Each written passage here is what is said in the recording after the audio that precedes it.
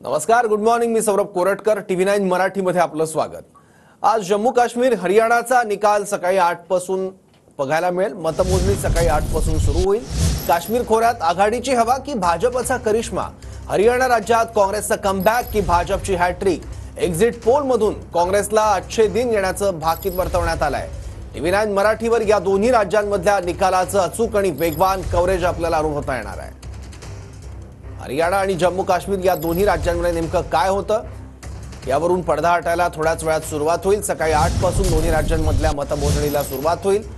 देशातल्या लोकसभा निवडणुकीनंतरच्या या पहिल्याच विधानसभा निवडणुका आहेत. वोटरच्या एक्झिट पोलनुसार काँग्रेस आणि नॅशनल कॉन्फरन्सचं सरकार येताना दिसतंय.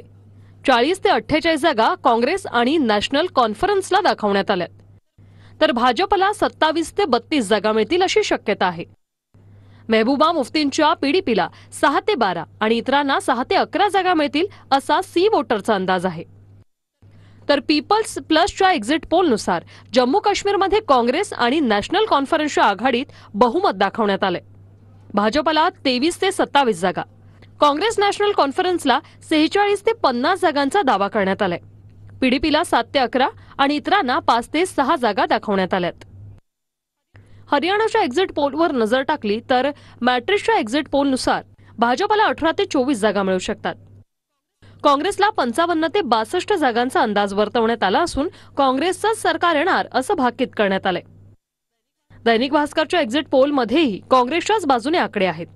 भाजपला 15 ते 29 जागा, काँग्रेस 44 ते 54 जागांसह बहुमत मिळताना दिसतंय.